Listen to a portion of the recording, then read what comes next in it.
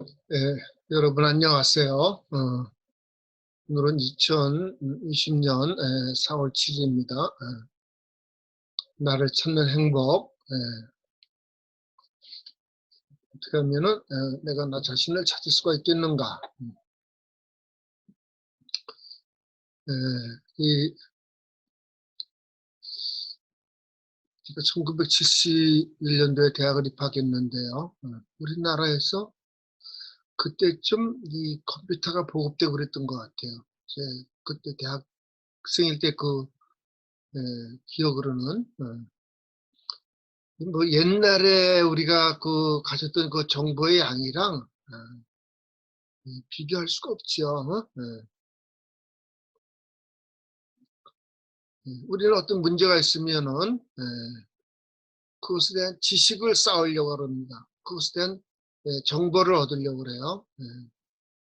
사실 우리가 이 계몽주의자들이 얘기하는 것과 같이 많은 문제가 무지하기 때문에, 몰랐기 때문에 문제가 생기는 것이고, 그 문제 해결도 그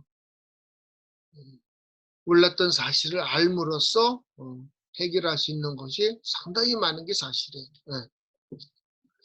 그런데 삶의 이 궁극적인 물음, 지난 시간에 실존적 분노 그런 얘기를 했어요. 나는 왜 내 삶 자체가 이렇게 마음에 안 들을까? 나의 성장 배경이 이렇게 마음에 안 들을까? 나는 왜 이런 부모님한테서 태어났을까? 심지어 그런 생각하는 사람도 있어요. 우리 인간이라는 것이 삶의 문제가 혹은 나를 찾는 것이 만약에 정보의 양에 비례한다 그러면은 아마 그 컴퓨터가 인간에게 모든 문제를 해결해 줄 것이에요. 그리고 실제로도 지금 이 인공지능이 이런 데 대해서 아주 지나치게 낙관적으로 생각하는 사람들은 일부 그렇게 생각하는 사람들도 있어요. 그런데 많은 정보의 습득이 실제적으로 나의 현실을 바꾸는가? 여러분 어떻게 생각하세요? 축구 선수는 누구나 축구를 하게 되면은 뭐 세계적인 플레이어가 되고 싶겠죠. 우리나라에서 축구를 잘한다는 뭐 차범근이나 손흥민을 불러서 어떻게 하면 축구 잘할 수 있는가? 그런 그 강의를 들을 수가 있을 거예요. 훌륭한 세계적인 스타, 축구 스타 강의를 많이 들을수록 당연히 축구하는데 유익이 되겠죠. 그러나 축구에 관한 많은 정보를 습득한다 그래서 우리의 삶이 혹은 우리 축구 선수가 과연 축구를 그거에 비례해서 잘할 수 있을까요? 그러면 뭐 사업 잘하고 싶은 사람이 유튜브에 보면은 사업 잘하는 길, 뭐 부자가 되는 길, 뭐 그런 채널을 많이 공부하면은 그 부자가 될 수가 있겠습니까? 사업에 성공할 수 있겠습니까? 이것은 인간이 정보나 지식만으로 나 자신을 알거나 나의 삶을 성공할 수 있는 것이 아니다. 그런 얘기입니다. 지난 시간에 제가 강의 끝날 때쯤에서 이 안경, 이렇게 작은 나사가 있는데 그 나사 조이는 얘기를 했습니다. 집에서는 이 뭐 안경에 조이는 이런 드라이버가 없어요. 그렇지만 안경점에 갔더니 아주 미세하게 작은 그 드라이버가 있더라. 그래서 이거 바싹 조이니까 더 이상 나사가 빠지지 않게 됐어요. 거기에 어떤 일에 딱 맞는 그 연장이 있는 거예요. 그렇죠? 영어로 인스트루멘트 혹은 라틴어에서 온 말인데 오르가논의 거기에 딱 맞는 도구. 삶에 있어서도 내가 나 자신을 찾는 그 도구에 딱 걸맞게끔 내가 삶의 태도를 취해야 자기의 성취하고 싶은 거를 성취할 수가 있어요. 저는 뭐 산에 가는 거랑 노래하는 걸 좋아한다 그러는데 산에 가려면 보통 이 땅바닥에 신는 신발 신으면은 미끄러질 수도 있고 겨울에는 또 이렇게 눈에 미끄러질 수도 있기 때문에 아이젠더 해야 되고 또 노래도 하려면은 자기 몸을 잘 관리를 해야 되죠. 그렇죠? 너무 피곤하지 않게끔 하고 또 목도 잘 관리하고 삶의 가장 궁극적인 것은 무엇인가? 이 길케고아에 의하면은 인간은 두 가지 요소가 결합되어 있다 그랬어요. 그렇지 뭐라 그랬죠?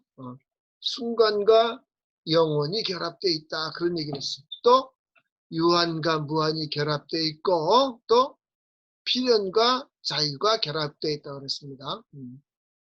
그러니까 우리 인간이 이 두 요소가 같이 결합되어 있기 때문에 우리 인간이 영원한 존재와 이렇게 관계를 맺는 방법은 단순히 정보의 습득으로 되지 아니하고 이 믿음의 관계, 영원한 존재를 믿는, 영원한 존재를 신뢰하는 그런 도구, 그런 방법, 그런 삶의 태도를 취해야 내가 내 자신을 찾아갈 수 있다 그 말이죠. 이거에 정반대되는 그런 생각 갖고 있는 사람도 있어요. 첫째 어떤 거죠? 대표적으로 삶이라는 거 허무한 거다 이렇게 생각하는 사람도 있어요. 무슨 의미가 있느냐 이렇게 생각하는 사람도 있어요. 또 아까도 얘기한 대로 무슨 특별히 믿음이 필요하냐? 내가 많은 정보와 많은 지식을 습득하면 되는 것이지. 그런데 이 실존사상과 길케고아는 우리가 가장 근본적인 것은 영원한 존재와 우리 마음속에 영혼을 사모하는 마음이 있기 때문에 영원한 존재와 나와의 관계. 그렇기 때문에 우리는 미래를 생각하면서 살아가요. 우리가 시간적인 유한한 시간을 살지만은 앞을 바라보고 더 나은 내일을 생각하면서 살아가는 것이고 또 자기의 삶이 유한하다는 걸 알기 때문에 뭔가 자기 삶에 이렇게 흔적을 남기고 싶어 한다. 그것은 영원한 존재와 나와의 관계를 맺어주는 것은 믿음의 관계다. 이렇게 얘기하고 있습니다. 믿음이 뭔가 오늘 그 얘기 좀 하려고 그러는데 여러분 길케고아가 쓴 책 중에 두려움과 떨림이라는 책이 있어요. 두렵다 떨린다 그러면 이거는 어떤 영원한 존재 앞에 섰을 때 전능하신 분 앞에 섰을 때 내가 두렵고 떨린다 그 말이죠. 그 길케고아라는 사람이 썼는데 그 필명으로 자기 이름으로 책을 내지 않고 난 저 대학 교수 생활을 했는데 해오고 있는데 뭐 이제 논문 쓰게 되면 책 쓰게 되면 내가 황종환이라는 이름을 쓰지요. 근데 이 믿음이 무엇인가라는 책, 그 두려움과 떨림이라는 책을 길케고아 저자가 그렇게 쓰지 않고 요한네스 대 실렌티아라고 요한네스 오브 그 사일런스 침묵의 요한이다. 그런 제목의 그 책 저자면 제목이 아니라 그런 저자로 책을 썼어요. 왜 자기 이름으로 안 썼을까? 응? 이제 결론부터 얘기하면 여러분 어떤 영원한 존재와 관계를 맺는 걸 우리가 믿음이라 그랬는데 이 믿음이라는 것은 누구도 대신해 줄 수 없는 거다 그 말이야. 그러니까 이 믿음이 무엇인가를 이 길케고아라는 사람이 두려움과 떨림이라는 책을 통해 가지고 설명해 주는데 아무리 설명해 줘도 그거는 길케고아의 설명일 뿐이지 실제로 믿음을 갖는 건 누가 할 일이라고 여러분 각자 자기가 해야 될 일이다 그 말이에요. 그래서 자기 이름을 쓰지 않고 저자를 요한네스 대 실렌티오라고 침묵하는 요한네스 하나님 앞에 영원한 존재 앞에 침묵하면서 살았던 그 얘기인데 이 내용은 구약성경 창세기 22장에 보면은 아브라함에게 하나님이 나타나셔가지고 축복을 많이 해주세요. 뭐 양도 많이 주겠다. 소도 많이 주겠다. 예. 요즘은 뭐 양 많고 소 많은 게 뭐 그거 큰 축복이라고 아닐지 모르지만은 요즘 뭐가 축복일까? 뭐 강남에 아파트가 많이 있어야 축복일까? 자가용 비행기가 있어야 축복일까요? 네, 근데 그 당시에 아브라함이 살았을 때는 그 소와 양이 많은 것이. 그리고 주겠다 그러고 아브라함이 100세에 대해서 그 안에 사라가 여러 가지 생리적인 그 상태가 아이를 가질 수 없는 소위 이제 그 생리할 수 있는 그 경수가 다 끊어졌는데도 불구하고 하나님이 축복해 주셔가지고 그 아들 이삭을 낳게 돼요. 근데 어느 날 하나님이 아브라함한테 나타나가지고 그 아들 이삭을 바치라 그래요.